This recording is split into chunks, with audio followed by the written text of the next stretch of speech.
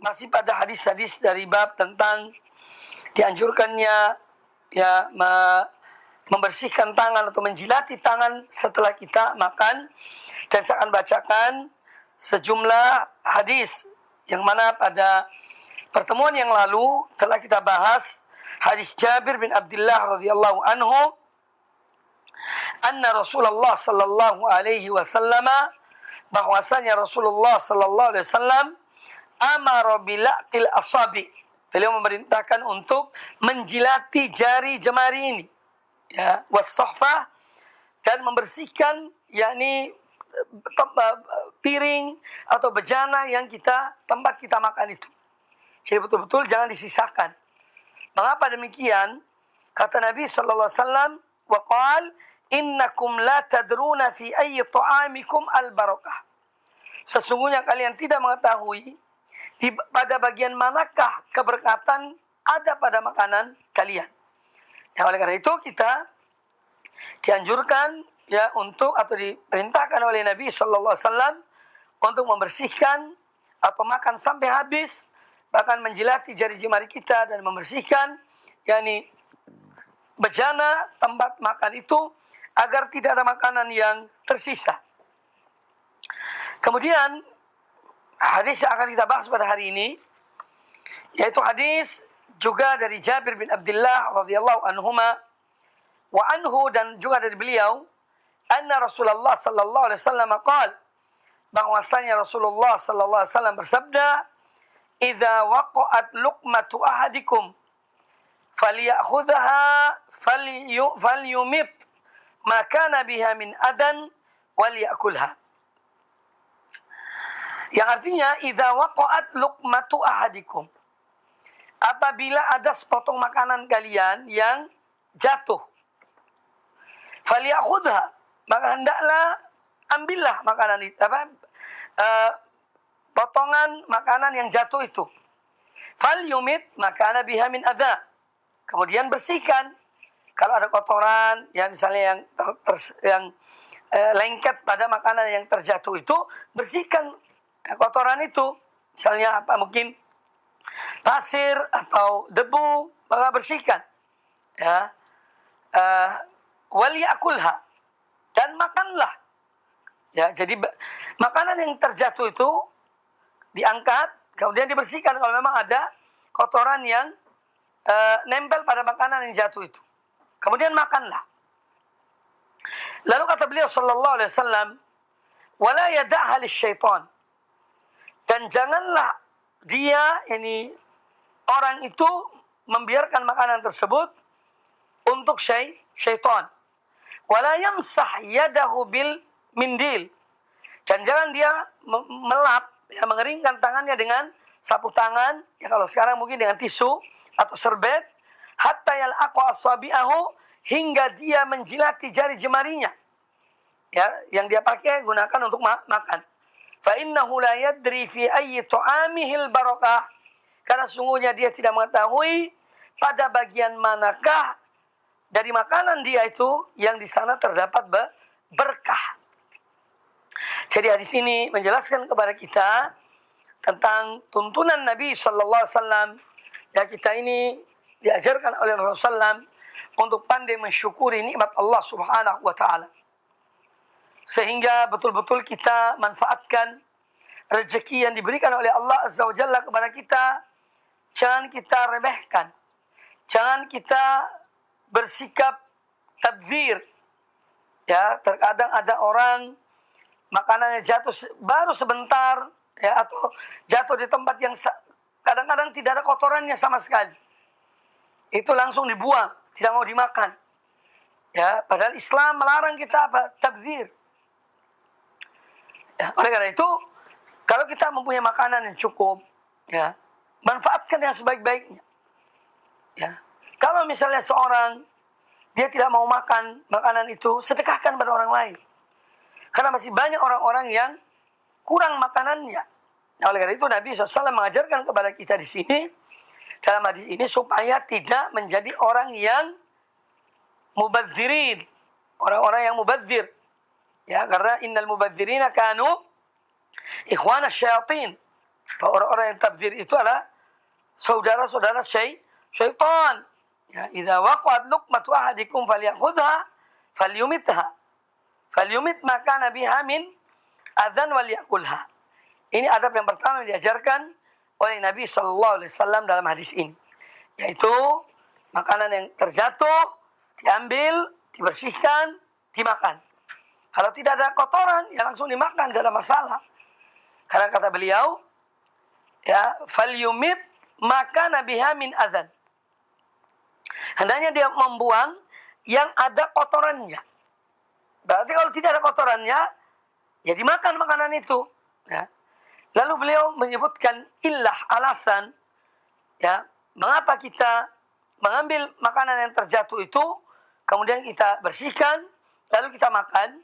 Kata beliau, wala yada'ha lisyaitan, dan jangan dia biarkan makanan itu untuk syaitan.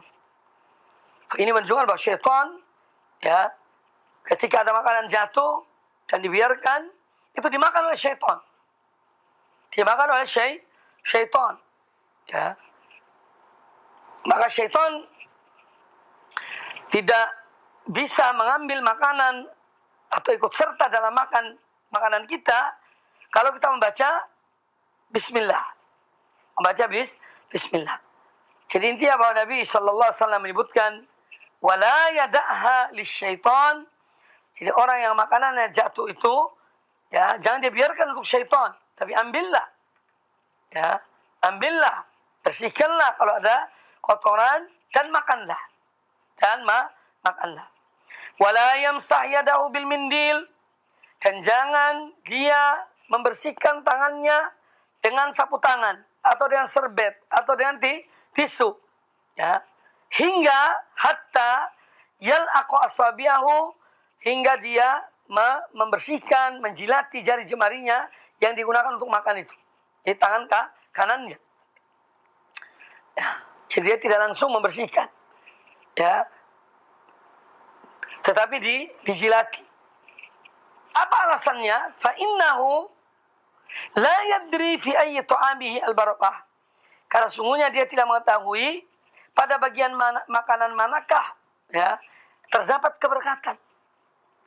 Jadi kita menghabiskan makanan itu untuk mendapatkan keberkatan dari Allah Subhanahu wa taala. Makanan yang berkah dan diberkahi oleh Allah taala apabila masuk dalam tubuh seseorang, itu akan menjadi kekuatan baginya. Untuk apa? Untuk ketaatan kepada Allah Subhanahu wa taala. Sebaliknya makanan yang digunakan atau makanan yang tidak ada berkahnya atau makanan yang dari hasil yang haram, ya, ini akan menjadikan seorang yang makan itu ada kekuatan, tetapi untuk maksiat pada Allah Subhanahu wa taala. Untuk bermaksiat kepada Allah Subhanahu wa taala.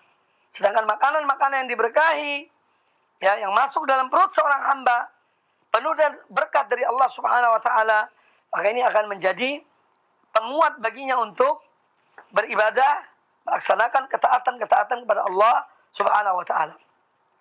Makanya Imam Ibnul Qayyim rahimahullah taala dan ulama-ulama yang lainnya menyebutkan tentang pengaruh makanan yang halal terhadap tubuh manusia berkaitan dengan amal perbuatan manusia itu. Jika seseorang makan dari makanan yang halal, ya, kemudian dia menyebut nama Allah ketika memakannya, maka makanan-makanan itu akan menjadi kekuatan baginya, ya, dan dia terdorong untuk melaksanakan amal-amal kebaikan, amal-amal soleh, karena makanan yang dimakannya adalah halal. Sebaliknya, seorang yang makan dari makanan yang haram, ya, kemudian ada kekuatan dalam dirinya, namun makanan yang haram ini, ya, mendorong dia untuk apa? Bermaksiat pada Allah Subhanahu wa taala. Makanya Allah perintahkan kepada para nabi, Allah perintahkan kepada kaum mukminin untuk makan yang baik, yang halal, ya. Jangan sampai makan yang haram. Ya, orang-orang yang makan riba, naudzubillah min dzalik, ya, itu juga ada pengaruh dalam dirinya, pengaruh dalam tubuhnya, dalam perbuatan-perbuatannya, ya, sehingga dia semakin banyak makan yang haram, makan riba, Dia semakin kuat untuk apa? Bermaksiat pada Allah Subhanahu wa taala. Nauzubillah min dzalik. Maka dari itu hendaklah seorang mukmin, seorang mukminah betul-betul yang menjaga lisannya, menjaga mulutnya dari memasukkan barang yang haram ke dalam mulutnya, ke dalam perutnya. Ya, karena ini ada pengaruh besar terhadap perbuatan tingkah laku ya seorang hamba yang makan yang haram. Kemudian hadis yang berikutnya. Wa anhu, juga dari Jabir bin Abdullah radhiyallahu an. Anna Rasulullah sallallahu alaihi wasallam qaal, bahwasanya Rasulullah SAW bersabda, "Inna syaitana yahduru ahadakum inda kulli syai'in min sya'nihi." Sesungguhnya syaitan itu selalu menyertai, selalu hadir pada salah seorang di antara kalian, ya, inda kulli syai'in min sya'ni, dalam semua perkaranya, dalam semua aktivitasnya, hatta yahdurahu inda tu'ami.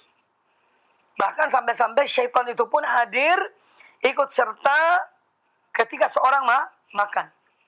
Fa idza saqatat luqmatu ahadikum, maka apabila ada sepotong makanan salah seorang di antara kalian yang jatuh, falyakhudha, maka hendaklah dia mengambilnya. Ya, falyumit maka nabiha min adza, dan hendaklah dia membersihkan kalau di situ ada kotoran yang nempel pada makanan itu akibat jatuh. Tsumma liyakulha, kemudian dia makannya. Wala yada'ha lisyaitan, dan janganlah dia membiarkan makanan itu untuk syaitan. Fa idza faragha, dan apabila dia telah selesai makan, falyal'aq asabi'ahu, hendaklah dia menjilati jari jemarinya. Fa innahu la yadri fi ayyi ta'amihi al-barakah, karena sungguhnya dia tidak mengetahui ya pada bagian makanan manakah keberkatan itu ada dari makanan yang dimakannya. Rawahul Muslim, hadis ini riwayat Imam Muslim dalam sahihnya. Kemudian hadis yang tidak jauh berbeda dengan hadis yang baru kita dengar.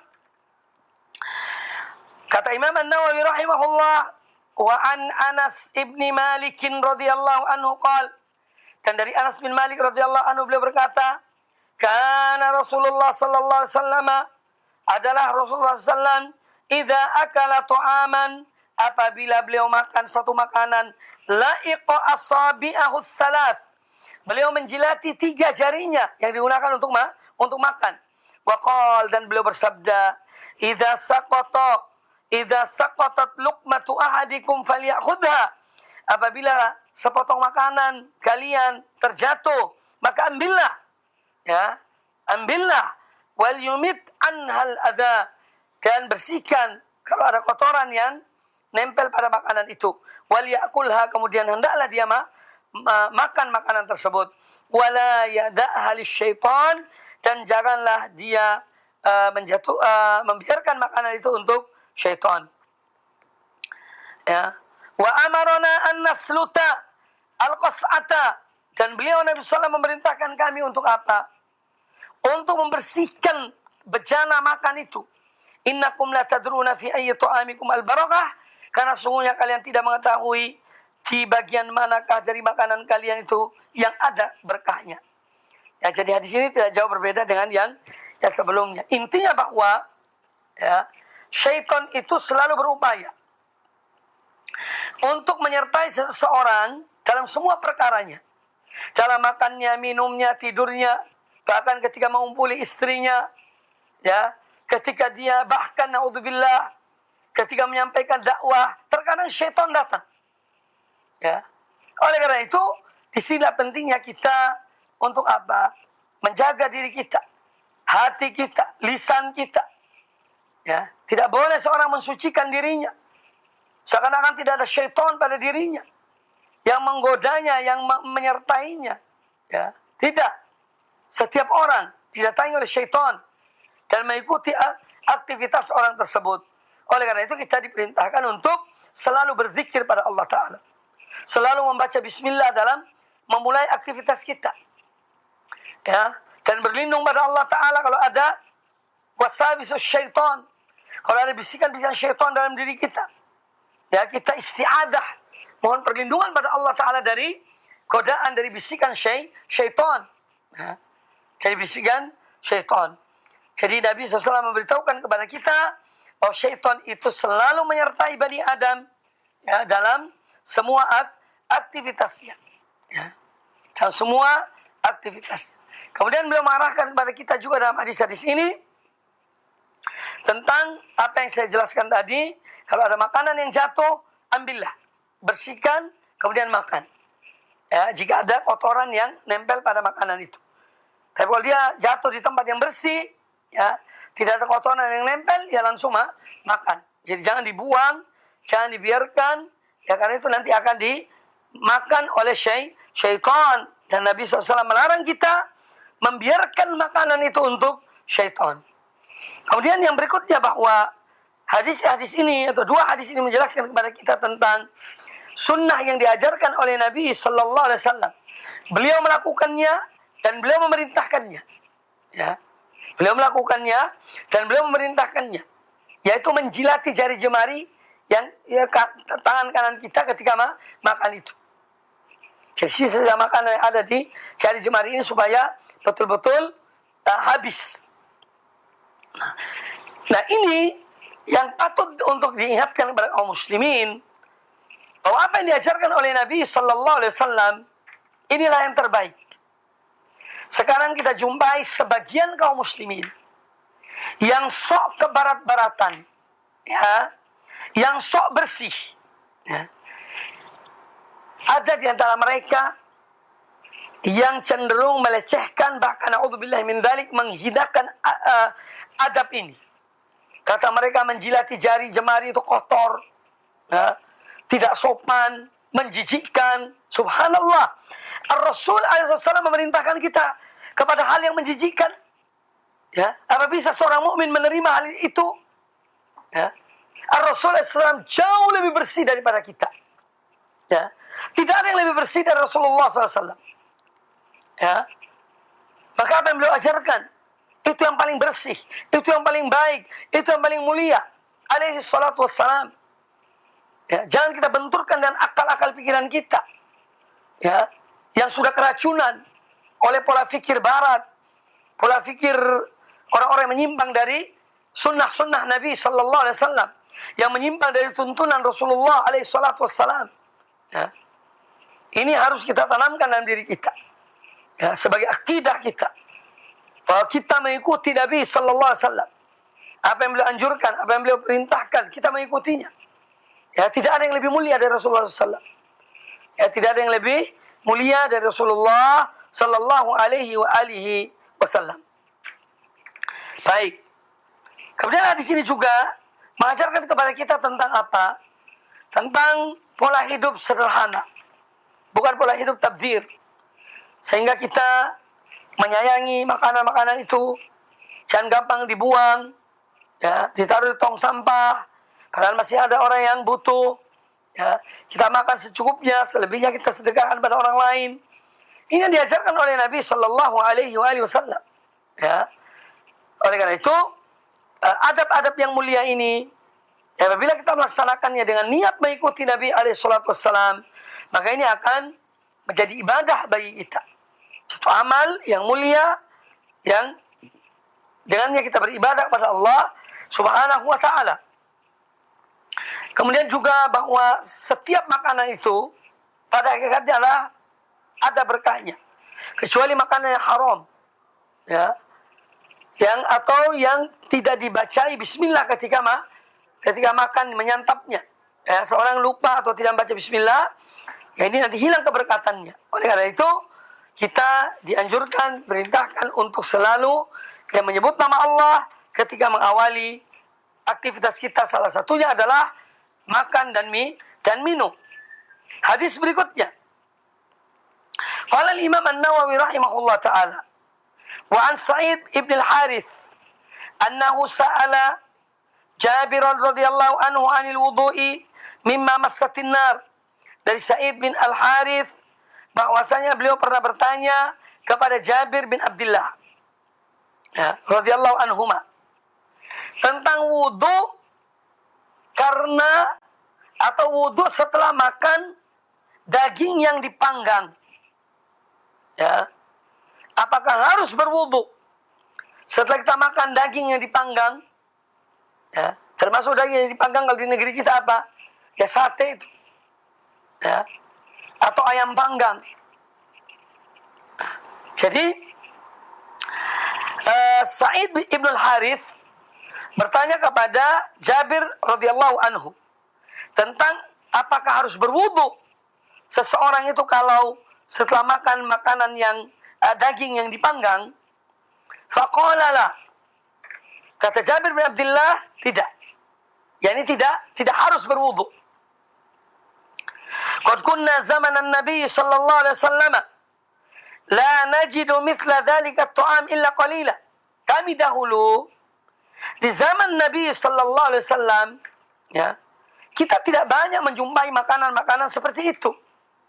Kita hanya jumpai, kita hanya dapati sedikit daging yang dipanggang, karena memang kehidupan dahulu itu tidak mudah. Ya, kaum muslimin, kaum mukminin yang hidup di zaman Nabi SAW, yang hidup mereka sederhana. Ya. Makanan mereka sederhana. Jarang makan-makan yang enak seperti kita di zaman ini. Ya. Sehingga kata Jabir bin Abdullah, kami di zaman Nabi SAW dahulu sedikit menjumpai makanan-makanan seperti itu. Yang dipanggang, yang dibakar, yang dipanggang. Fa idza nahnu wajadnahu, lalu kata Jabir bin Abdullah radhiyallahu anhu, fa idza nahnu wajadnahu, maka apabila kami mendapatinya, ya, daging panggang, lam yakun lana manadilu illa akuffana wa sawaidana wa aqdamana. Ya, kalau seandainya dahulu kami itu mendapati makanan-makanan seperti itu, kami dulu tidak mempunyai serbet, tisu, sapu tangan.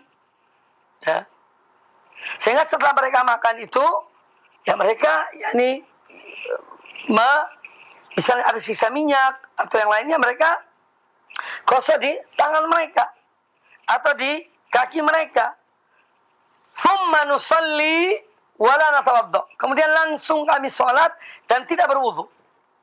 Jadi ini dalil yang menunjukkan bahwa makanan yang dipanggang, maksudnya dagingnya, kambing atau daging sapi atau daging onta yang kita makan kemudian yang dipanggang, ya, itu ketika seorang memakannya dan dia dalam keadaan berwudu, tidak dianjurkan dia untuk berwudu lagi, kecuali, ya, memakan daging onta.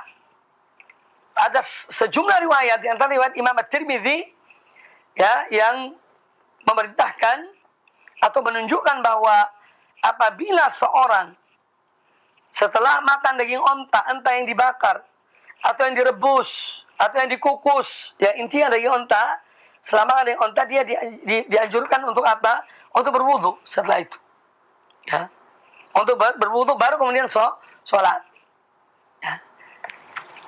Kata para ulama tentang hadis ini, bahwa hadis Jabir bin Abdullah radhiyallahu anhuma ini adalah sebagai dalil yang menunjukkan bahwa hukum berwudu setelah makan makanan berupa daging panggang, ya, ini adalah telah dimansuh, telah dihapus, ya.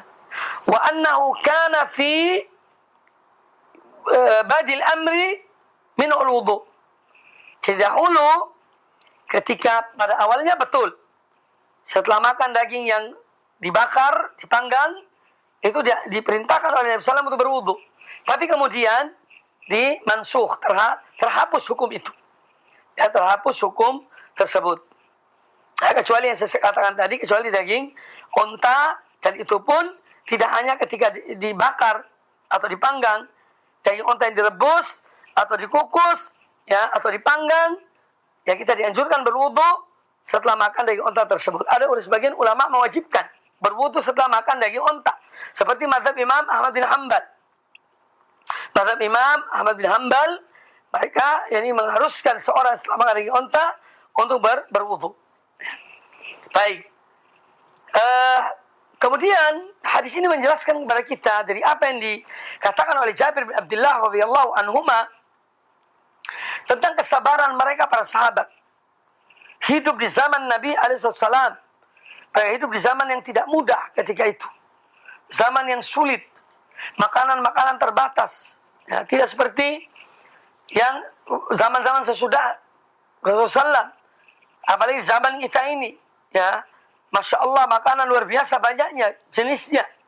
Ya. Sehingga ada sekarang istilah wisata kuliner. Ya, pergi satu tempat hanya untuk makan. Subhanallah. Ya, jadi saking banyaknya nikmat-nikmat Allah itu. Oleh karena itu marilah kita selalu menjadi hamba-hamba Allah yang terus bersyukur kepada Allah. Nikmat yang Allah berikan kepada kita untuk disyukuri. Ya, untuk disyukuri. Bukan untuk kita kemudian kufur kepada nikmat Allah. Orang yang kufur kepada nikmat Allah akan dicabut nikmat itu. Ya.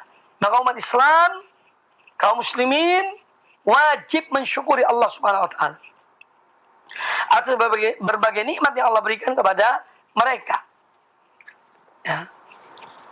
Dan apabila kita makan yang enak, ya terkadang kita ini perlu merenungkan bagaimana mereka dahulu, para sahabat, para tabi'in yang mereka tidak pernah mendapatkan makanan-makanan seperti kita. Sehingga kita ini bisa menahan diri kita, mengekang diri kita dari hidup di dunia ini hanya untuk merasakan keledatan-keledatan duniawi. Yang semua itu sifatnya hanya sementara. Ya. Demikian pula kalau banyak makanan di rumah kita. Kita ingat orang-orang fuqara masakin. Ya, yang mereka membutuhkan makanan. Mereka membutuhkan uluran tangan kita. Sehingga dengan demikian kita tergerak hati kita, tersentuh hati kita untuk membantu mereka. Untuk menyalurkan makanan kepada mereka. Kemudian juga hadis ini menjelaskan kepada kita bahwa para sahabat dahulu radhiyallahu anhu ajma'in ada orang-orang yang mereka lebih mengutamakan agama mereka daripada makanan dan minuman. Ya. Mereka orang-orang yang hidup seadanya, hidup apa adanya. Mereka tidak banyak menuntut. Ya. Karena apa? Konsentrasi mereka pada agama Allah Subhanahu wa taala. Konsentrasi mereka pada ibadah pada Allah Subhanahu wa taala. Sehingga waktu mereka tidak habis terbuang begitu saja. Hanya untuk kuliner, ya. Habis umurnya hanya untuk hal-hal yang bersifat duniawi. Na'udzubillah. Ya. Ada sebagian orang yang ceritanya hanya makanan. Kalau bertemu tidak ada cerita lain kecuali makanan. Oh, di tempat ini ada makanan enak. Ya, di kota ini ada makanan Masya Allah. Ya. Di tempat ini ada makanan ini dan itu. Ceritanya hanya makanan. Ya. Nah, ini harus kita juga menyadari. Ya, bahwa kita hidup ini adalah untuk beribadah pada Allah Ta'ala. Dan kita makan untuk bisa beribadah pada Allah Ta'ala. Agar kita bisa hidup dengan sehat. Kemudian kita bisa beribadah pada Allah Ta'ala dengan baik. Dengan sempurna. Ya. Ini yang patut diingat. Sehingga kita menjadi hamba-hamba Allah yang selalu bersyukur kepada Allah Subhanahu wa ta'ala.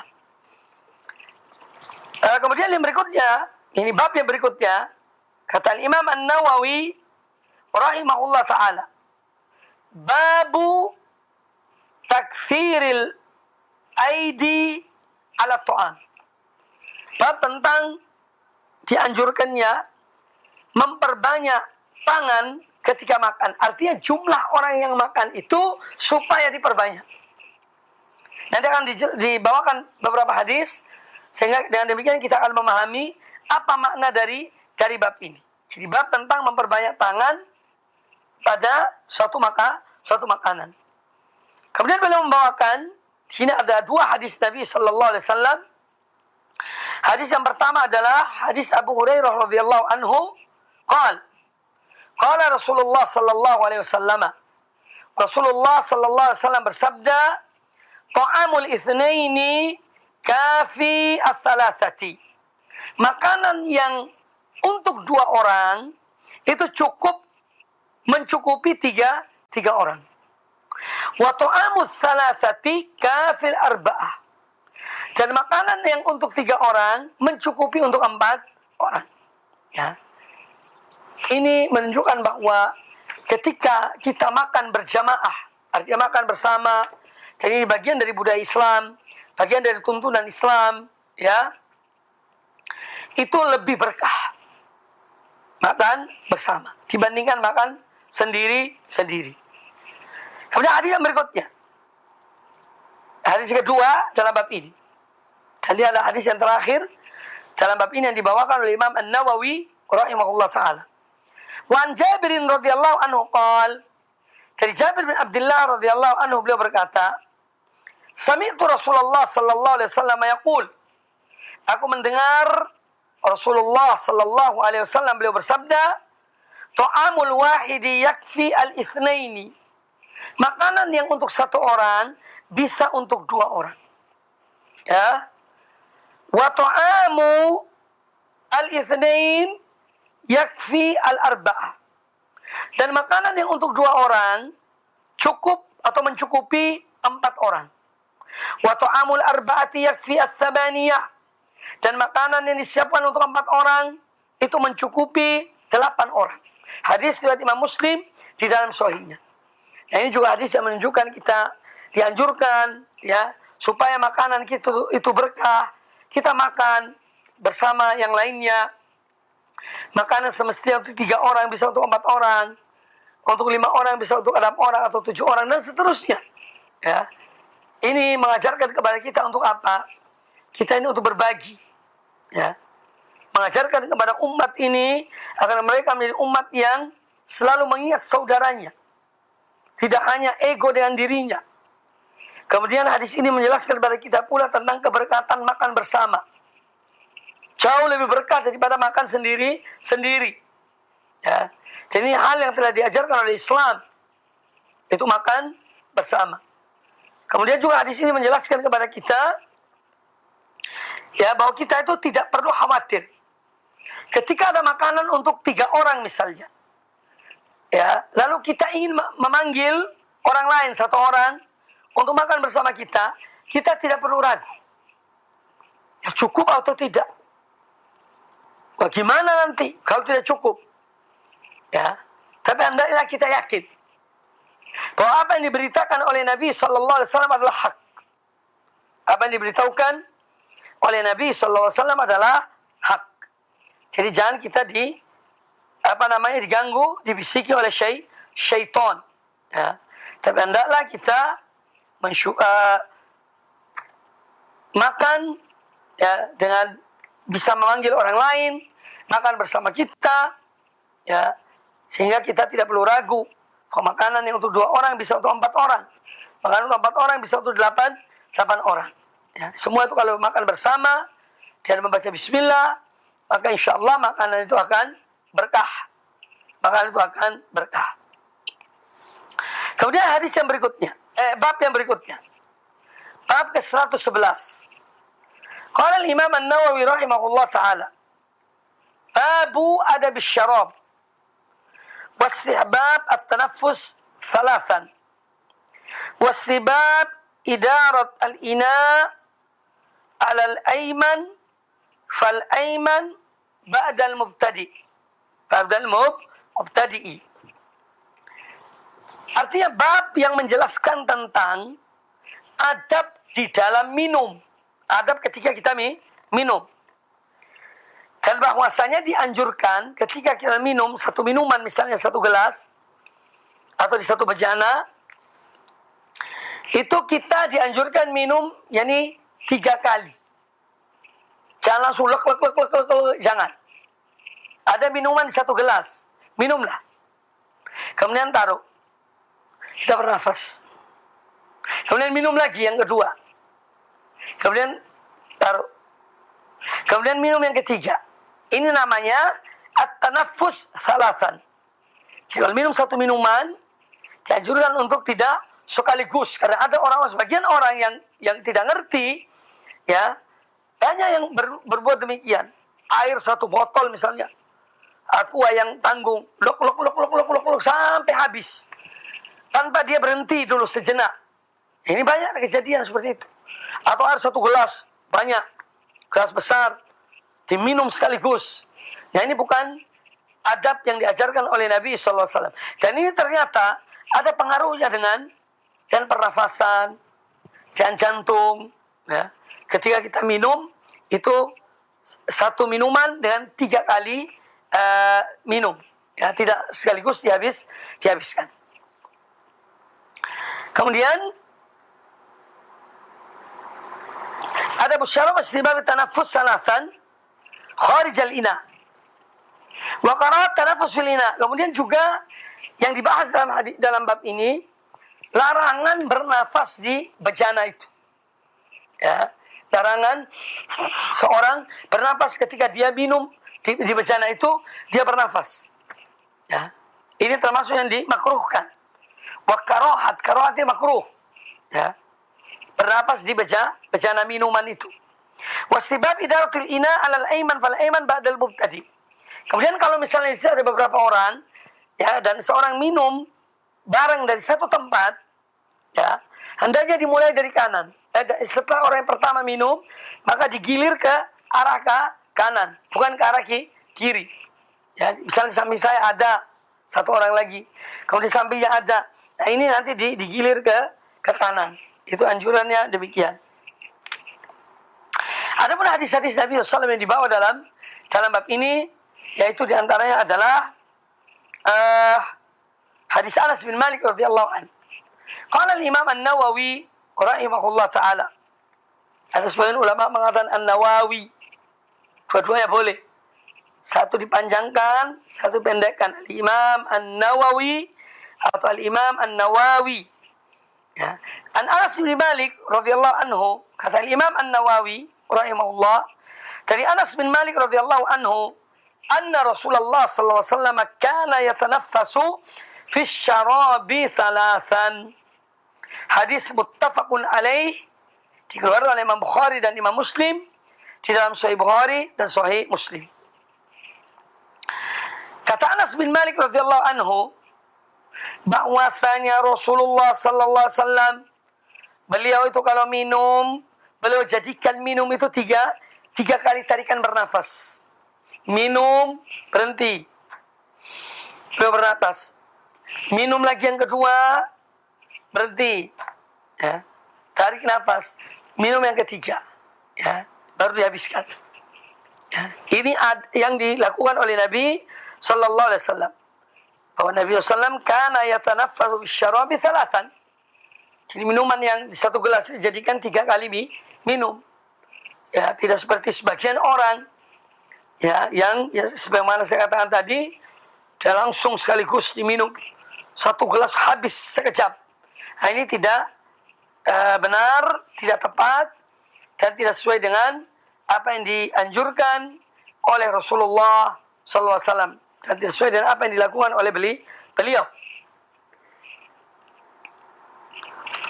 Kemudian hadis yang berikutnya, ya, wa Ibnu Abbas radhiyallahu anhuma qala, dari Abdullah bin Abbas radhiyallahu anhuma beliau berkata, qala Rasulullah sallallahu alaihi wasallam, la tashrabu wahidan kasyurbil ba'ir.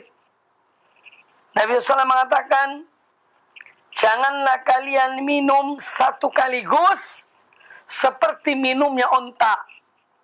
Walakin ishrabu mathna wa thulatha. Akan tetapi minumlah dengan 2 tarikan nafas atau 3. Wasammu idza antum syaribtum, dan ucapkanlah bismillah apabila kalian minum. Wahmadu idza antum rafa'tum, dan ucapkanlah alhamdulillah kalau selesai minum. Hadis riwayat Imam Tirmidzi, wa qala haditsun hasan. Hadis yang baik sanadnya menurut Imam At-Tirmidzi, walaupun oleh sebagian ulama mengatakan hadis ini adalah hadis yang dhaif. Tapi yang jelas hadis ini juga mengandung makna, ya, tidak jauh berbeda dengan hadis-hadis sahih yang sebelumnya, yang menganjurkan seorang minum satu gelas itu misalnya, atau satu botol, jadikan 3 kali minum sehingga tidak langsung sekali sekaligus. Kemudian hadis yang berikutnya, wa an Abi Qatadah radhiyallahu anhu anna an-nabiy sallallahu alaihi wasallam naha an yutanaffasa fil ina'i.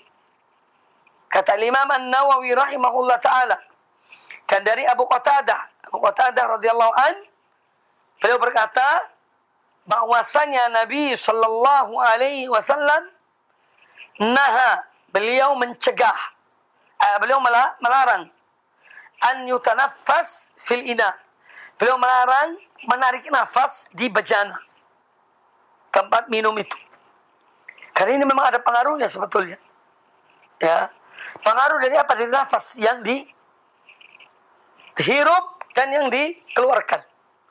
Kadang-kadang pada nafas itu ada virus yang kita tidak tahu. Ada penyakit. Sehingga kalau nafas itu dihembuskan ke minuman itu, bisa jadi akan tercemar. Minuman akan tercemar oleh virus. Makanya Nabi SAW melarang, ya, untuk bernafas di bejana itu. Ya. Kalau bernafas di luar bejana. Minum, letakkan. Harus kita bernafas, menarik atau menghembuskan nafas. Tapi kalau di bejana itu dilarang oleh Nabi sallallahu alaihi wasallam. Jadi kata Abu Qatadah radhiyallahu anhu, naha Nabi sallallahu an yutanaffas fil ina. Oh, Nabi sallallahu melarang seorang bernafas di bejana. Yaitu salah satu faktornya adalah, ini semua juga kaitan dengan masalah kebersihan. Dan tidak ada agama lebih bersih dari Islam. Ya. Kalau kita sekarang hidup di zaman yang kita diuji oleh Allah Ta'ala dengan COVID-19, lalu dianjurkan di mana-mana cuci tangan, Islam telah memerintahkan menjaga kebersihan, ya, mencuci tangan, membersihkan tangan, itu sudah diajarkan oleh Islam, bukan hal yang baru. Ya. Bukan hal yang baru dalam Islam. Karena Islam adalah agama yang perhatikan kebersihan. Hanya saja sebagian umat Islam, sebagian kaum muslimin yang tidak mengetahui atau menggampangkan, sehingga pola hidup mereka pola hidup yang kotor. Ya. Padahal Islam adalah agama yang bersih. Ya. Agama yang bersih. Dan kebersihan yang diperintahkan oleh Islam tidak hanya kebersihan fisik, ya, tapi kebersihan lebih dari itu adalah hati ini. Karena hati yang kotor akan mengotori seluruh fisik. Hati yang kotor, dalam tanda petik, ya, dalam tanda kutip, hati yang kotor akan mengotori perbuatan manusia. Karena hati ini kotor. Tetapi kalau hati itu bersih, ikhlas, murni, maka insya Allah amal-amal perbuatan seorang pun akan baik. Ya. Maka Islam menganjurkan dua hal tentang kebersihan fisik. Contohnya kita diperintahkan untuk apa? Berwudu ketika akan sholat, membersihkan anggota-anggota wudu, ya, mulut, hidung, tangan, wajah, kaki, ya. Kebersihan fisik. Kita dianjurkan untuk berwudu. Bahkan dianjurkan, diperintahkan berwudu. Kemudian mandi. Kita diperintahkan mandi. Bagi mereka yang junub misalnya, atau mimpi di malam hari, atau mengumpuli istrinya, ya, dia diwajibkan untuk mandi, atau melakukan hal yang lain yang dilarang oleh Allah, ya, sampai keluar spermanya, juga diperintahkan untuk mandi, ya, membersihkan tubuh ini. Kemudian kita dianjurkan untuk mandi setiap akan pergi ke sholat Jumat. Ya, sebagian ulama bahkan ada yang mewajibkan berdasarkan hadis Nabi SAW. Ghuslu yaumil jumu'ati wajibun ala kulli muhtalimin. Kata Nabi SAW, mandi di hari Jumat wajib bagi setiap orang yang sudah dewasa. Ya, jadi Islam agama yang bersih. Bukan baru ada corona ini kemudian kita mengenal kebersihan, tidak. Ya. Pola hidup bersih diajarkan oleh Islam. Jadi pola hidup bersih diajarkan oleh Islam semenjak ya diutusnya Rasulullah sallallahu alaihi wasallam. Kaum muslimin, kaum muslimat rahimani wa rahimakumullah. Kemudian kebersihan yang diajarkan oleh Islam selain kebersihan fisik adalah kebersihan hati, kebersihan jiwa. Ya.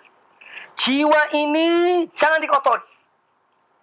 Dan syaitan menginginkan kepada kita untuk apa? Mengotori jiwa kita ini. Maka syaitan menggoda manusia untuk apa? Syirik pada Allah Ta'ala. Ya. Syirik pada Allah Ta'ala yang menjadikan jiwa itu najis. Sebagaimana disabdakan, difirmankan oleh Allah Azza wa Jalla. Innamal musyrikuna najasun. Sesungguhnya orang-orang musyrik itu najis. Ya. Najis secara maknawiyah. Kemudian juga membersihkan hati dari penyakit-penyakit hati. Entah itu kemunafikan, keraguan, kibir, keangkuhan, kesombongan, ujub pada diri, hasad, dengki, semua ini penyakit hati.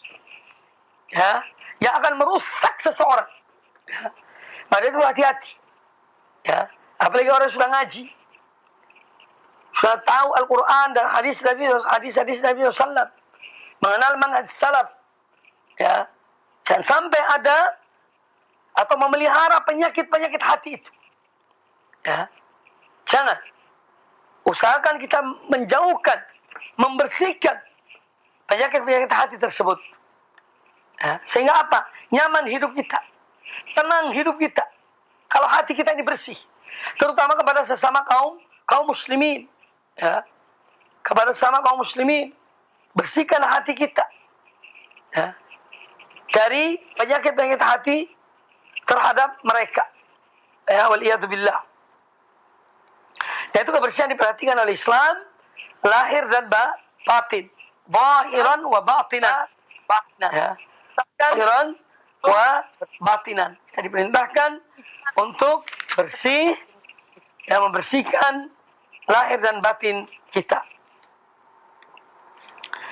Nah, hadis yang baru kita dengar tadi tentang Nabi SAW melarang bernafas di bejana, tempat minum. Ini yang dimaksud adalah ketika seorang itu sedang minum. Ketika dia sedang minum, dia itu dilarang untuk mengeluarkan atau menarik nafasnya atau mengeluarkan nafasnya pada bejana itu. Ya. Jadi ketika minum. Kemudian juga hadis ini menjelaskan kepada kita, sebagaimana sudah saya jelaskan panjang lebar, masalah kebersihan. Ya, bahwa Islam agama memperhatikan kebersihan. Ya. Oleh karena itu, satu nikmat dari Allah Subhanahu wa taala kepada kita sebagai umat Islam, yaitu kita, ya, diajarkan oleh Rasulullah sallallahu alaihi wasallam pola hidup bersih, zahiran wa batinan. Dan Nabi alaihi wasallam orang yang bersih, orang yang harum, keringatnya harum. Ya. Keringatnya Rasulullah SAW itu harum. Alaihi salatu wassalam. Ya, oleh karena itu, mari kita memperhatikan masalah kebersihan ini. Jangan kita gampangkan, jangan kita remehkan. Kemudian hadis yang berikutnya. Qala al-Imam An-Nawawi rahimahullah ta'ala, wa an Anas radhiyallahu anhu anna Rasulullah sallallahu alaihi wasallam utiya bilabanin qad shiba bima'in wa an yaminihi a'rabiyyun wa an yasarihi Abu Bakr radhiyallahu anhu fashariba thumma a'ta al-a'rabiyya wa qala al-aymana fal-aymana. Hadis muttafaqun alaih, dikeluarkan oleh Imam Bukhari dan Imam Muslim. Kata Anas bin Malik radhiyallahu anhu, anna Rasulullah sallallahu alaihi wasallam utiya bilabanin. Pernah suatu ketika diberikan kepada Rasulullah SAW susu, di sebuah bejana. Qad shiba bima'in. Susu itu dicampur dengan air. Ya, karena mungkin untuk memperbanyak. Ya, untuk memperbanyak susu itu. Di sisi kanan Nabi sallallahu alaihi wasallam wa an yaminihi a'rabiyun. Di sebelah kanan Nabi SAW itu ada seorang Arab dusun. Ya, yang berada di situ ketika itu. Wa an yasarihi, dan di sebelah kiri Nabi sallallahu alaihi wasallam Abu Bakr radhiyallahu anhu. Ada Abu Bakar radhiyallahu anhu. Fasyariba. Ketika Nabi SAW diberikan bejana itu, beliau minum. Jadi minum susu itu di bejana tersebut. Fasyariba, yakni Nabi SAW. Maka Nabi SAW kemudian minum susu yang diberikan kepada beliau tersebut. Thumma a'ta al-a'rabiyya. Kemudian beliau memberikan bejana itu yang ada susu kepada yang ada di sebelah kanannya. Siapa orang berada di sebelah kanannya? Yaitu al-a'rabi, seorang Arab dusun. Beliau tidak memberikan pada Abu Bakar Siddiq yang berada di sebelah kirinya. Tidak. Tapi beliau memberikan di sebelah kanan beliau, yaitu orang Arab dusun tersebut. Wa qala al-ayman fal-ayman, dan beliau mengatakan, yakni dahulukan yang kanan dan yang kanan. Jadi ini anjuran, perintah dari Nabi sallallahu alaihi wasallam. Nah, hadis ini menjelaskan kepada kita tentang bagaimana Rasul sallallahu alaihi wasallam sebagai seorang pemimpin, sebagai seorang Rasul, seorang Nabi, pemimpin umat, sebagai seorang kepala negara, ya, beliau ini orang yang didatangi, dikunjungi oleh para sahabat beliau, juga oleh orang-orang yang dari jauh. Dan beliau adalah orang yang selalu melayani orang-orang yang datang kepada beliau. Ini menunjukkan tawadhu'nya. Tawadhu'nya Nabi alaihi salatu wassalam. Yang mana tawadhu itu menjadikan seorang itu mulia.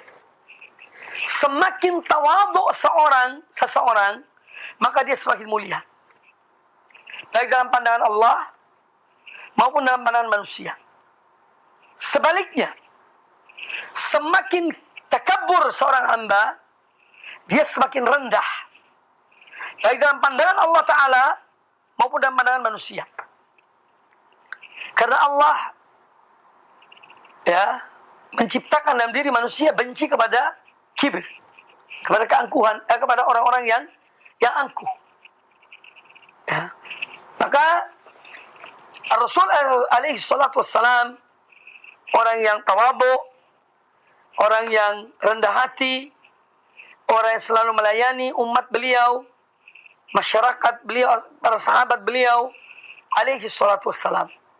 Hidupnya adalah untuk beribadah pada Allah Ta'ala. Baik ibadah yang khusus maupun ibadah yang bermakna umum. Ya, ibadah yang bermakna umum. Kemudian hadis ini menjelaskan kepada kita tentang akhlak Nabi alaihi salatu wassalam.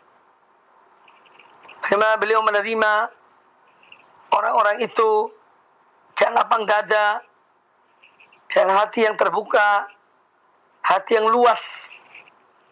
Kemudian beliau duduk bersama mereka, sebagaimana orang Badui ini datang duduk di sebelah kanan Nabi sallallahu alaihi wasallam. Ya. Kemudian hadis ini menjelaskan kepada kita tentang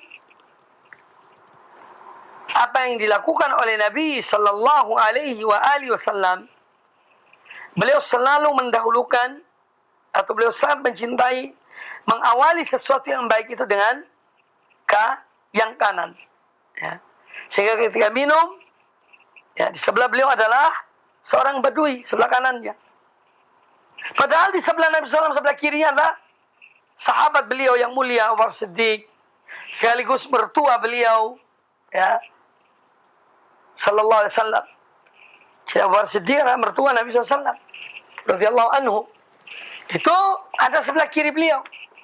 Tapi karena beliau selalu menginginkan diawali dengan yang kanan, maka beliau berikan yang orang Badui tersebut yang berada di sebelah kanan beliau. Maka kita dianjurkan dalam aktivitas yang baik, yang mulia, kita awali dengan yang kanan.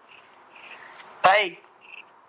Hadis yang berikutnya, yang terakhir dalam bab ini. Wa an Sa'al bin Sa'ad radhiyallahu anhu anna Rasulullah sallallahu alaihi wasallam utiya bi syarabin. Kata Imam An-Nawawi rahimahullah taala dari Sahal bin Sa'ad radhiyallahu anhu bahwasanya Rasulullah sallallahu alaihi wasallam pernah diberikan minuman. Fasyariba minhu, maka beliau pun minum minuman tersebut. Wa an yaminihi gulamun, dan yang berada di sebelah kanan beliau seorang anak muda, anak kecil. Wa an yasarihi asyakhun, dan di sebelah kiri beliau itu ada orang-orang tua yang usia mereka sudah usia tua. Faqala lil ghulam, ketika beliau minum, beliau setelah minum beliau bertanya kepada anak muda yang ada sebelah kanannya. Ya. Dalam satu riwayat disebutkan siapa anak muda itu? Abdullah bin Abbas radhiyallahu anhuma. Ketika setelah beliau minum, beliau berkata kepada anak muda yang ada di samping kanan beliau, "Ata'dzanu li an u'tiya haula?" Apakah engkau izinkan aku untuk memberikan minuman ini kepada mereka, yakni orang-orang tua yang ada sebelah kiri beliau? Ya. Faqala al-gulamu, maka sang anak muda itu berkata, "La wallah." Kata beliau, tidak, demi Allah ini aku tidak izinkan. Ya. La uthiru binasibi minka ahadan. Yakni ketika mendapatkan bagian ini dari engkau ya Rasulullah, aku tidak akan mendahulukan kepada orang lain. Karena beliau dapat ini langsung dari Nabi alaihissalam. Maka beliau bilang, aku tidak izinkan. Karena beliau ingin langsung mendapat bekas minum dari Nabi alaihissalam. Fatallahu Rasulullah sallam fi yadihi, maka Rasulullah SAW kemudian memberikan bencana itu kepada Abdullah ibn Abbas, pada pemuda yang ada di sampingnya. Nah ini tentu memberikan kepada kita banyak pelajaran tentang bagaimana cintanya para sahabat kepada Nabi alaihissalam. Mereka selalu ingin duduk di majelis beliau, tapi duduknya untuk mendapat ilmu, untuk mengambil akhlak dan adab dari Nabi alaihissalam. Duduknya mereka bukan duduk kosong. Ya, siapa orang yang tidak cinta kepada Nabi alaihissalam, hidup bersama beliau, duduk bersama beliau, ya. Yang diambil dari hadis ini tentunya, di antara pelajaran-pelajaran penting adalah bahwa di majelis Nabi alaihissalam itu tidak hanya ada orang tua-tua, tapi dari semua kalangan ada. Ada anak muda seperti Abdullah bin Abbas, atau yang lainnya, ada sahabat-sahabat yang masih muda. Kemudian ada juga yang setengah baya, ada juga orang tua, ya, yang hadir di majelis Nabi Sallallahu Alaihi Wasallam. Ya. Kemudian pelajaran lain yang diambil dari hadis ini, yaitu di antara adab ketika seorang akan memberikan sebagaimana yang dilakukan oleh Nabi SAW, karena yang berhak untuk mendapatkan minuman setelah Nabi SAW minum adalah yang berada di sebelah kanan beliau.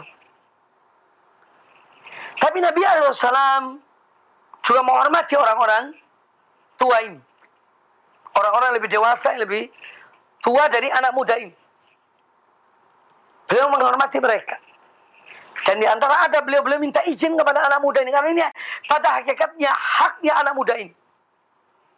Untuk minum setelah Nabi SAW. Karena beliau berada di sebelah kanan Nabi SAW.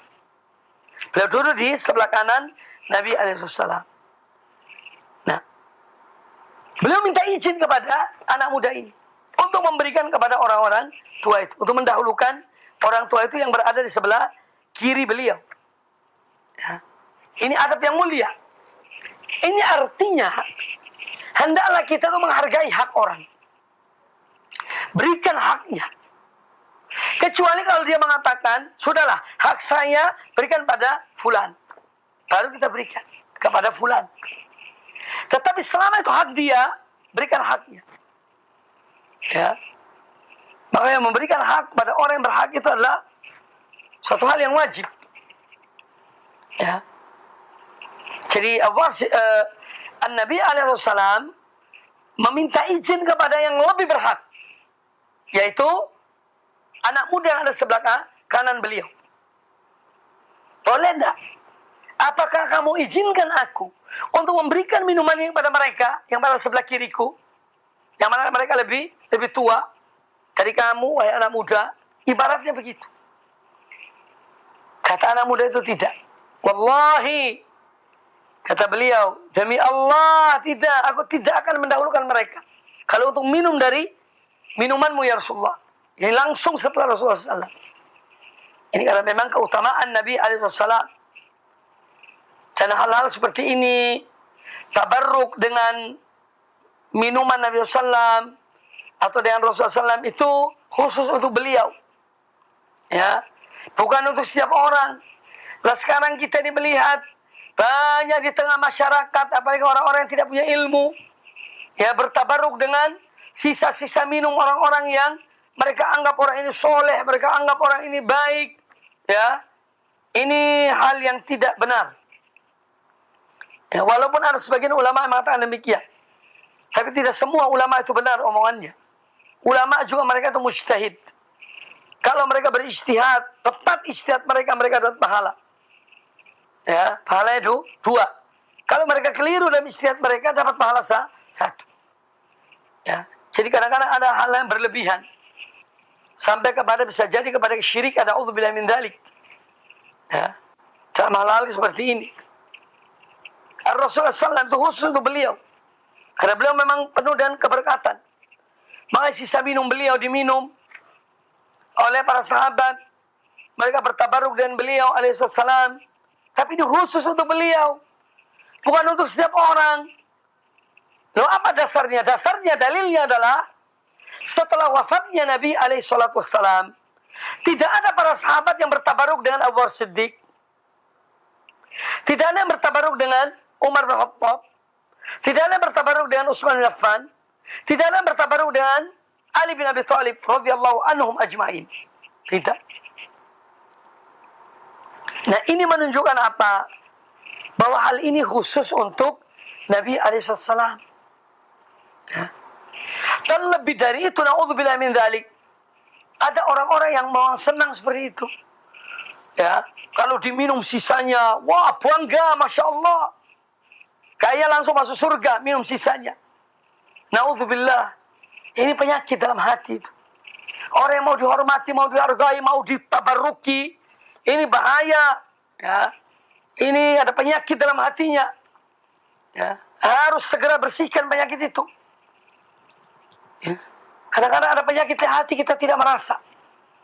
Maka ketika seorang senang disanjung, senang diminum sisanya, dicium tangannya, ya, dan yang lain-lainnya, kemudian bangga, merasa bahwa dia ini hebat, karomah dan lainnya, ini berbahaya, ini penyakit, ya, penyakit. Orang-orang yang lebih mulia dahulu tidak pernah melakukan hal tersebut. Seperti yang disebutkan nama-nama mereka, ya. Sayyidina Abu Bakar Siddiq, Sayyidina Umar, Sayyidina Utsman, Sayyidina Ali bin Abi Thalib radhiyallahu anhum ajma'in. Mereka tidak melakukan hal tersebut. Ya, karena mereka mengetahui diri mereka. Nah, sekarang di zaman kita ada orang kadang-kadang pemabuk, naudzubillah min dzalik. Orangnya di belakang itu mabuk, minum minuman keras. Di belakang minumannya, mainnya musik, khamr dan lainnya. Kalau tampil di tengah umat seakan-akan Masya Allah, ya wali min awliyaillah, ya disanjung, dicium tangannya, di ini. Wah itu mau. Na'udzubillah. Ya, na'udzubillah. Ya bahaya. Jangan kita menjadi pintu-pintu kesyirikan bagi umat ini. Hati-hati. Ya. Setiap orang mempertanggungjawabkan perbuatannya. Ya. Apalagi orang yang tahu tentang dirinya. Kalau dia itu menyimpang. Kalau dia itu tidak ada apa-apanya. Tapi ketika ada orang awam, dia membodohi-bodohi orang awam itu. Supaya dikeramatkan. Supaya diagungkan. Supaya dibesarkan. Hanya untuk dunia. Na'udzubillah min dhalik. Allah na'udzubillah min dhalik. Mohon perlindungan pada Allah dari yang demikian itu. Baik kaum muslimin, rahimani wa rahimakumullah. Demikianlah kajian kita pada kesempatan yang baik ini. Yaitu berkaitan dengan adab-adab, karena ada bab yang berikutnya. Nah, ini insyaallah pada pertemuan yang akan datang. Ya, dan kajian kita sejumlah atau membahas sejumlah hadis-hadis Nabi SAW dalam bab ini saya kira cukup. Dan insyaallah kalau memang ada waktu untuk tanya jawab, kami kembalikan kepada pembawa acara di Jakarta. Aku qauli hadza, semoga apa yang disampaikan bermanfaat bagi kita semuanya, dan semoga Allah senantiasa menambah kita ilmu yang bermanfaat dan amal yang soleh, dan menganugerahkan kepada kita ketakwaan pada Allah Azza wa Jalla. Kemuliaan itu hanya dengan takwa pada Allah. Kemuliaan itu bukan dengan keturunan, kemuliaan itu bukan dengan harta, kemuliaan itu bukan dengan apa yang kita anggap itu mulia bagi diri kita, tapi kemuliaan adalah dengan ketakwaan pada Allah Azza wa Jalla. Seorang akan mulia kalau dia bertakwa pada Allah Ta'ala. Ya, dan seorang akan hina kalau dia bermaksiat kepada Allah Subhanahu wa Ta'ala. Demikian apa yang disampaikan.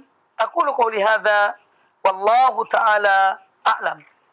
Jazakallahu khairan kami ucapkan kepada Al-Ustaz Mubarak Bamu'alim LCMHI yang telah memberikan nasihat kepada kita dalam pembahasan kitab Syarah Riyadhus Shalihin yang kami pancar luaskan dari studio mini di STAI Ali bin Abi Thalib di Surabaya. Dan untuk selanjutnya kita akan coba angkat beberapa pertanyaan di kesempatan pagi hari ini. Yang pertama dari pesan singkat. Izin bertanya Ustadz, bagaimana kalau selesai wudhu kita memakan nasi, ikan, atau makanan-makanan lainnya seperti kue-kue dan buah-buahan? Apakah kita dianjurkan harus berwudu pada saat hendak sholat? Barakallahu fikum dari Laafang di Sulawesi Tenggara. Tafadhol Ustaz. Bahwa kita tidak dianjurkan setelah makan dan kita sudah berwudu, kita tidak dianjurkan untuk mengulangi wudu itu. Tetapi kita dianjurkan membersihkan mulut kita.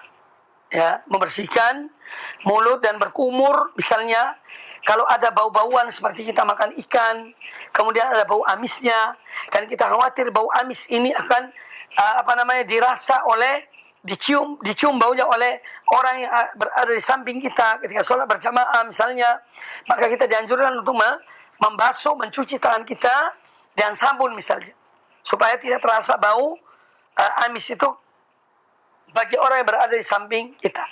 Jadi kita tidak dianjurkan untuk mengulangi berwudu jika kita makan setelah berwudu. Tapi kita dianjurkan berkumur, membersihkan mulut kita, membersihkan tangan kita ya dari mungkin bau-bauan yang kurang sedap yang bisa mengganggu orang lain yang ada di samping kita. Kecuali sebagaimana saya katakan tadi, setelah makan daging onta, sudah berwudu makan daging onta, misalnya ketika kita umroh atau ibadah haji, ada kebetulan teman mengajak kita makan daging onta, sementara kita sudah berwudu, ya maka kita berupaya untuk kita berwudu setelah itu. Ya, walaupun ada khilaf di antara ulama tentang masalah ini, ya, tapi kita sebaiknya berwudu setelah makan daging onta. Entah daging yang dibakar atau direbus atau diapakan saja, intinya kalau memakan daging onta, ya kita diperintahkan untuk berwudu setelah makan daging onta itu, walaupun dalam keadaan berwudu, tapi diulangi wudu. Wallahu ta'ala a'lam. Jazakallahu khairan Ustaz atas penjelasannya. Dan berikutnya kita akan coba angkat penanya melalui line telepon. Kami persilahkan. Iya. Assalamualaikum. Waalaikumsalam warahmatullahi wabarakatuh. Dari siapa di mana Bapak? Dari Abu Nasrun di Sulawesi Tenggara, Abu. Silakan Bapak Abu Nasrun. Apa Nara mau tanya ini, Abu? Bolehkah kita lewat di depan orang itu? Karena kita menghargai dia, boleh kita membungkuk, membungkuk, agak membungkuk sedikit, kayak begitu. Artinya, apakah sesuai dengan sunnah atau tidak? Karena kebanyakan kan adab kita di Indonesia seperti begitu. Baik. Oke. Jazakumullah khairan, Abu. Wa jazakumullah khairan. Tafadhal Ustaz. Pertanyaannya bagus. Dan ini banyak yang dilakukan di masyarakat kita atau sebagian masyarakat kita. Sebetulnya masalah membungkuk ketika melewati sebagian orang ini adalah bukan dari tradisi, dari ajaran dan tuntunan Islam. Dahulu para sahabat radhiyallahu anhum ketika berjalan di depan Nabi alaihi salam atau berjalan depan para khalifah itu tidak ada yang membungkuk. Tapi tetap kita menjaga kesopanan. Nah, kita di Indonesia ini ada satu hal yang bisa kita lakukan. Ya, untuk mengganti budaya membungkuk itu. Misalnya ucapan permisi, maaf saya melewati Pak. Ya, permisi lewat. Ya, jadi dan ucapan. Itu lebih mulia. Karena terkadang memang ada bentuk membungkuk yang dikatakan atau bisa dikatakan sama dengan ruku. Saking bungkuknya. Itu seakan-akan dia itu ruku. Dan ini tidak dibenarkan. Dan ini tidak dibenarkan, tidak diajarkan oleh Allah dan Rasulnya sallallahu alaihi wasallam. Tapi kita tetap diperintahkan untuk apa? Beradab, berakhlak, menjaga sopan santun, ya. Adab-adab kita tetap menjaga. Karena agama memerintahkan demikian. Namun ada hal-hal atau mungkin budaya atau peninggalan, dan ini juga salah satu peninggalan Belanda. Peninggalan orang-orang penjajah dahulu. Ya. Itu menyuruh membungkuk. Maaf ya, saya sekedar menceritakan tentang kakek saya yang kebetulan orangnya memang datang dari negeri Arab, dari Yaman sana. Ketika masuk di negeri ini ada penjajahan Jepang ketika itu. Dan orang Jepang itu kalau ya komandannya itu harus tunduk. Ya, kakek saya pernah disuruh untuk tunduk. Harus kamu tunduk.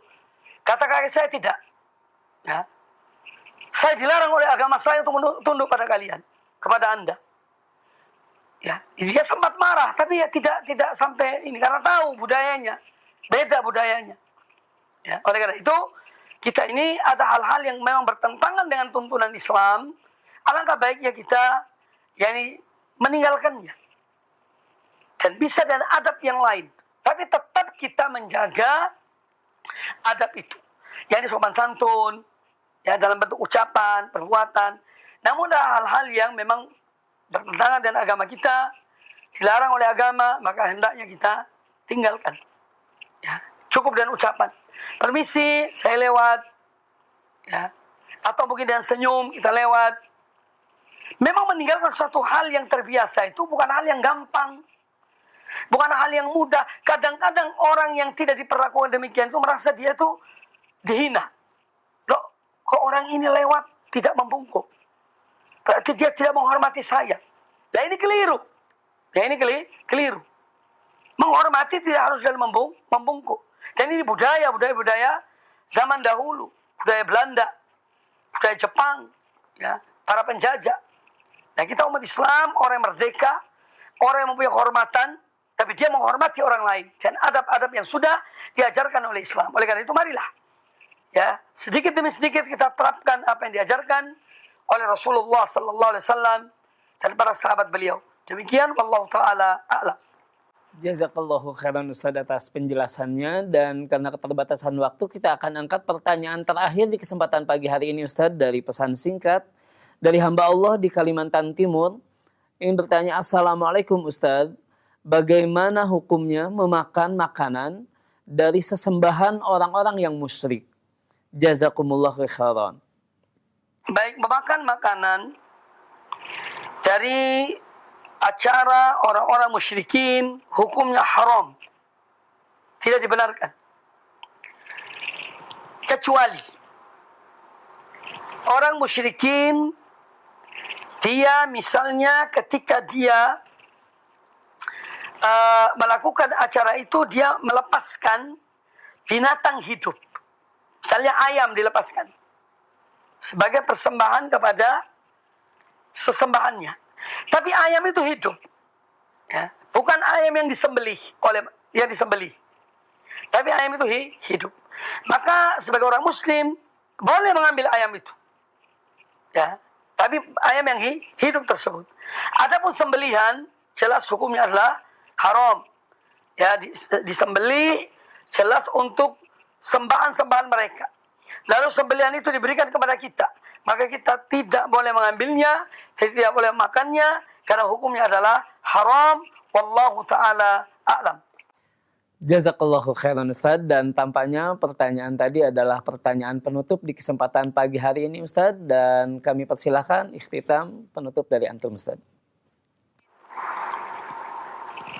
Baik kaum muslimin, kaum muslimat rahimakumullah, para pemirsa, semoga senantiasa dilindungi Allah Azza wa Jalla. Semoga apa yang disampaikan bermanfaat bagi kita semuanya. Dan semoga dengan ilmu yang kita peroleh, dengan amal yang kita lakukan, menambah kemuliaan kita. Dan itulah yang kita harapkan, kemuliaan di sisi Allah Subhanahu wa ta'ala. Dan mengamalkan Islam dengan secara sempurna, secara baik, ya, sesuai dengan tuntunan Allah dan Rasulnya, Nabi kita Muhammad sallallahu alaihi wasallam. Ya, dan Islam begitu memperhatikan masalah adab. Ya, tidak hanya akidah dan manhaj, tidak hanya ibadah dan muamalah, tapi perangai, akhlak, adab, semua telah diajarkan oleh Islam. Oleh karena itu mari kita pelajari, kemudian kita terapkan dengan baik, dan tetap menjaga akhlak kita, moral kita, cara berbicara kita dengan sesama kita kaum muslimin, ya, muamalah kita jaga, ya, dengan sebaik-baiknya dalam kehidupan kita ini. Ya, bertambahnya ilmu pada hakikatnya adalah bertambahnya kewajiban kita untuk melaksanakan ilmu itu. Maka mari ilmu yang kita miliki ini kita terapkan sedikit demi sedikit, semampu kita terapkan.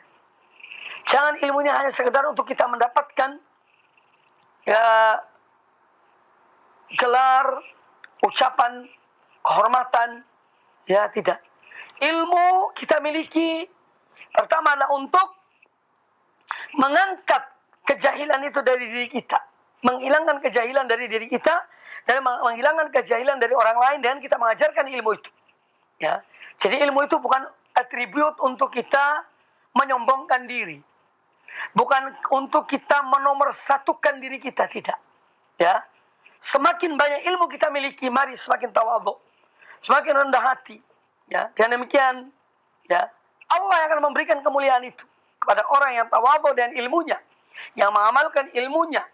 Ya, tidak usah dicari, tidak usah dipromosikan kehormatan itu. Allah yang akan memberikan. Kalau kita pandai mengamalkan ilmu itu, kita ikhlas dalam mengamalkan ilmu itu, dan kita ajarkan dan ikhlas pada Allah Ta'ala, tidak usah mencari kehormatan. Ya, Allah yang akan memberikan kemuliaan itu. Ya, ini penting untuk disampaikan, agar setiap orang di antara kita mengetahui diri kita. Ya, kemuliaan dari Allah Subhanahu wa ta'ala. Dan ilmu yang kita miliki, kita amalkan, kita ajarkan, dan kita tidak mencari-cari kehormatan itu, Allah akan memberikan kehormatan itu dan kemuliaan tersebut. Demikian yang dapat disampaikan pada kesempatan yang baik ini. Semoga Allah Azza wa Jalla senantiasa memberikan pada kita ilmu yang bermanfaat dan amal yang soleh. Dan kami aturkan jazakumullah khairan atas keikutsertaan antum sekalian dalam kajian kita di pagi hari ini. Demikian pula kepada pembawa acara Akhuna Abu Lukman dan yang lainnya Kami aturkan jazakumullah khair. Subhanakallahumma bihamdika asyhadu an la ilaha illa anta astaghfiruka wa atubu ilaik. Wa sallallahu wasallam wa barak ala nabiyyina wa ala alihi washabihi ajma'in. Assalamualaikum warahmatullahi wabarakatuh.